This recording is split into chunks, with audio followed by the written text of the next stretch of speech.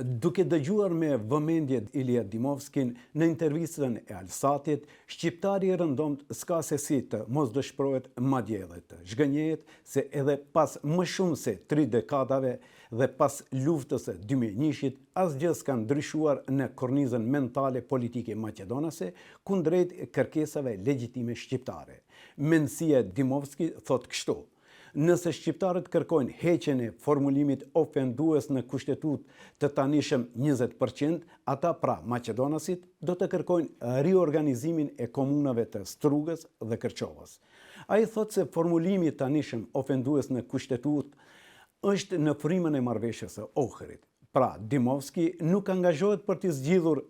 dhe përforcuar marrëdhëniet ndërretnike mes shqiptarëve dhe maqedonasve, por në stilin e dikurshëm të Cervenkovskit, Gruevskit, pse jo edhe të Gligorovit, apo ndoshta i frymzuar edhe nga akademikët maqedonas që dëshironin ndarjen e Maqedonisë, shqiptarët i sheh si kundërshtar ose si qeraxhinj të këtij shteti, të cilëve kërkesat legjitime duhet t'u jepen pak nga pak. Me fjalë të tjera, ai jep vetes të drejtë të sillet sikur shteti është pronë e tij apo vetëm i maqedonasve. Me këtë deklarat, Ilia Dimovski nxjerr në pak 2 të vërteta të mëdha që askush nuk i thot në Maqedoninë e Veriut, e ato janë: 1. Edhe pas luftës së 2001-shit, që realisht ishte rezultat i diskriminimit të shqiptarëve, mendësia politike maqedonase ndaj kërkesave shqiptare legjitime nuk ka ndryshuar. Dhe 2. Kërcënimet e këtij lloji nga politikanët maqedonas tregojnë se faktori politik i këtueshëm shqiptar i pas luftës, por edhe ai i para luftës, nuk e ka zgjidhur as çështjen e gjuhës shqipe, as problemet të tjera të shumta të shqiptarëve, bile as të komunave me shumicë shqiptare që i përmend Dimovski. Pra, këto janë 2 të vërteta të mëdha, për të cilat BDI-a që nga viti 2001 nuk ngeli ditë pa u përpjekur të na bindë se i ka zgjidhur, sikurse edhe statusin e gjuhës shqipe, pastaj se e ka zgjidhur edhe shumë çështje tjera që kanë karakter kombëtar. Me këtë kërcënim, Dimovski dhe bashkëmendimtarët e tij politik maqedonas tregojnë se ai edhe pas kaq vitesh demokraci nuk dallon nga kërcënimet e kushtimet absurde ndaj shqiptarëve të Gruevskit, të Cervenkovskit, të Gligorovit dhe disa akademikëve maqedonas kur janë në pyetje kërkesat legjitime të shqiptarëve që garantohen edhe me konventa ndërkombëtare. Dimovski duhet t'i tregohet se 3% Serb në Kosovë e kanë gjuhën e tyre zyrtare në gjithë territorin e Republikës së Kosovës, bile edhe 10 vende deputetësh të garantuara me ligj. Komunat serbe në Kosovë, sikurse edhe ato maqedonase këtu në Maqedoni, numërojnë nga 2000 deri 4000 banor, vetëm e vetëm për t'i ndarë dhe parcializuar fizikisht shqiptarët respektivisht nga shumica në komuna urbane për t'i shndruar në pakic, kurse komunë shqiptare me kaq pak banor nuk ka në Maqedoni. E keni rastin e Kumanovës. Mu gjatë kohës së qeverisë BDI-s, komunës së Kumanovës i u hoq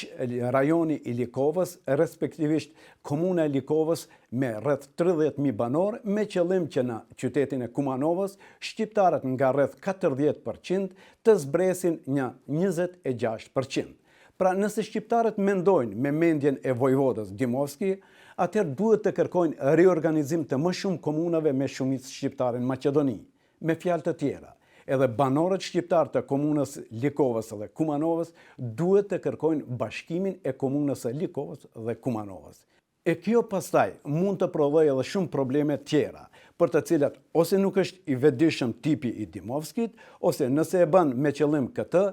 kushtëzim të deklaruar, atëherë mund të fshehet ndoshta edhe diçka tjetër.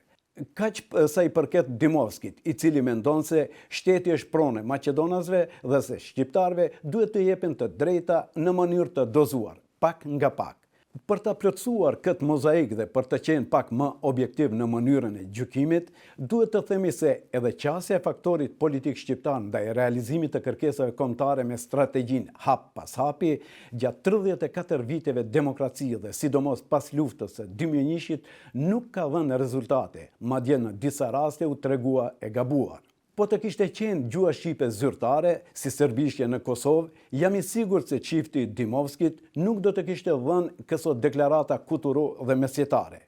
Politikat e deritanishme shqiptare me qëndrimet naive të tipit hajtë se s'është koha tani si Bujar Osmani kur fliste për gjuhën shqipe, apo tjetra sintag naive e tipit të mos bëhemi faktor destabiliteti, ose edhe tjetra ku ta dim çka do të thojnë ndërkombëtarët, kanë dëshmuar në vepër se nuk kanë vizionin e nevojshëm, nuk e kanë guximin bile në disa raste edhe as vullnetin politik, sepse janë josh këta personazhe me anë të pazareve për të mos thënë tenderëve. Ju e dini se sa çështje me interes të madh për shqiptarët janë bërë pazare edhe pse kanë qenë të garantuara me marrëveshjen kornis të Ohrit, kurse njëra ndërto ka qenë edhe rregullimi i statusit të ushtarëve të UÇK-s, pastaj përfaqësimi i drejtë nëpër të gjitha institucionet shtetërore, ndërkohë që edhe sot kemi institucione me 0 shqiptar të punësuar.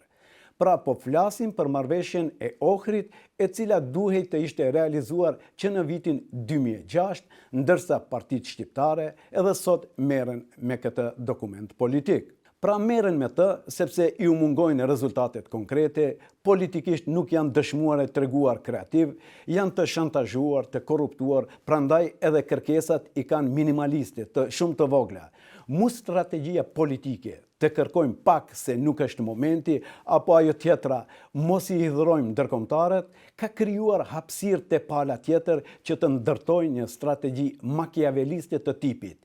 Jep ju shqiptarëve gjithnjë nga pak për t'i mbajtur të kënaqur. Dhe ai që kërkon pak nuk meriton hiç, thot një fjalë e urtë popullore. Dhe si duket pikërisht mbi bazën e kësaj thënie popullore, politika shqiptare e ka ndërtuar strategjinë e veprimit institucional, fatkeqësisht.